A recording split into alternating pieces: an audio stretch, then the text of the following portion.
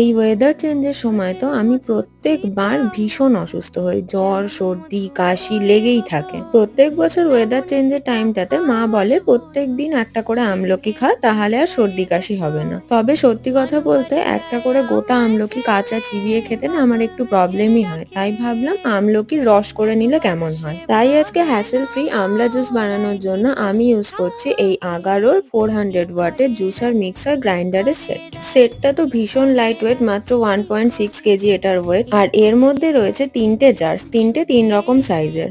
Blend আর grind করা এটাতে ভীষণ হ্যাসেল ফ্রি। জিনিসের পরিমাণ অনুযায়ী তোমরা জার সিলেক্ট করে নিতে পারবে। আর এর সাথে রয়েছে তিনটে লিডের অ্যাটাচমেন্ট। একটা জিনিস আমার পার্সোনালি ভালো লেগেছে, সেটা হলো যতটা জুস আমি ইউজ করলাম বাকিটা আমি লিড আটকে ফ্রিজে ভরে রেখে দিতে পারবো। আর এটা ক্যারি করাও ভীষণ ইজি।